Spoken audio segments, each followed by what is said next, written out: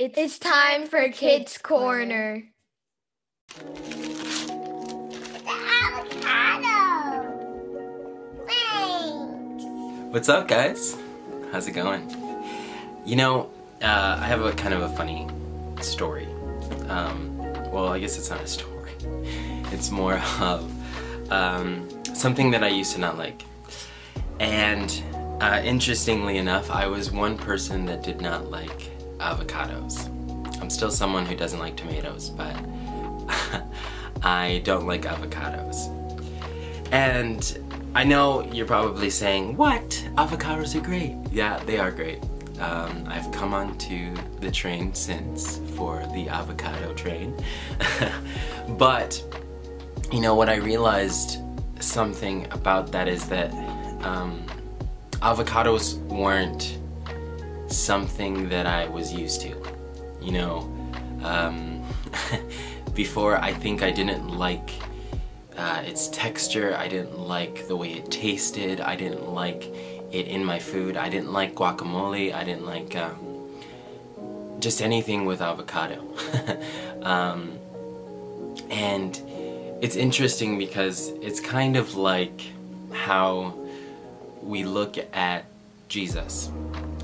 Now, I know that's kind of a weird thing to look at, but when you look at Jesus, when he came to earth as a baby, it wasn't what people were expecting.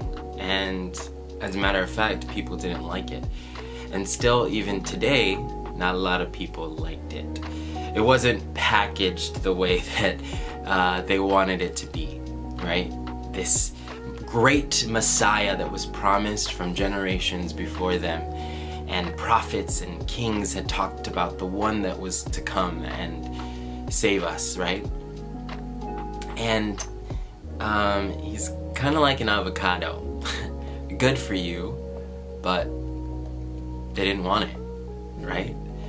And like that, you know, Jesus wasn't something that they wanted like you would want In-N-Out, right? Or a big, juicy veggie burger, right? Or if you eat meat, a big old steak. But it was an avocado. It was simple, but delicious and good, right? And we kind of look at the Bible this way. You know, it's not packaged as well as we like it to be. Sometimes it's not what we want it to be, but it's good for you. And so when we open this book, and when you come to Jesus, it's not always what we're expecting, and it's not always what we're wanting, but it's good for us, you know? And then eventually, when you get to having it more and more, whether it's in the form of a guacamole, or if it's in the form of avocado toast, or if it's just plain eating avocado, you know, that's kind of a reflection of our relationship with Jesus. You know, sometimes we need it to be mixed with things, like maybe a devotional needs to be broken down a little bit, you know? Or maybe we need to have a time where it's just Jesus, right? And we just get the solid avocado.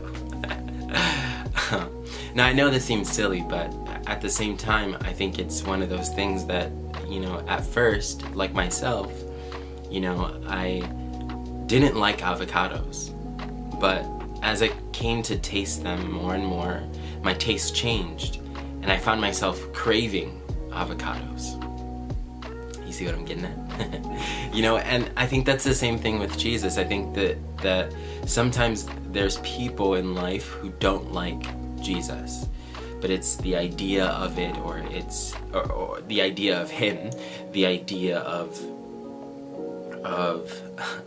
his texture, right? The texture of an avocado.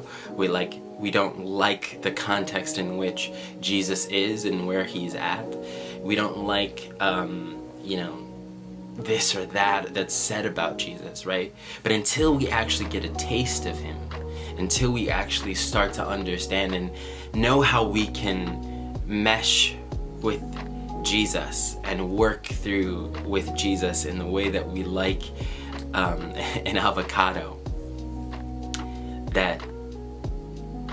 that's the way that we will enjoy something that's good for us, right?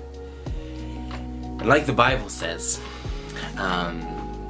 here, Jesus says this: I have come as a light into the world, that whoever believes in me should not abide in darkness.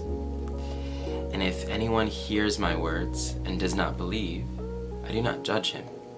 For I did not come to judge the world, but to save the world. And so, the thing is that sometimes there is this idea that because we don't immediately cling on to Jesus, that we'll be judged for it. And Jesus says himself, I've come to save the world, not to judge now, you know? So eventually we get a taste and craving for what is Jesus when we truly understand, when we truly get to know, you know, and our tastes change and our ways change and our life changes. So eventually we'll like an avocado.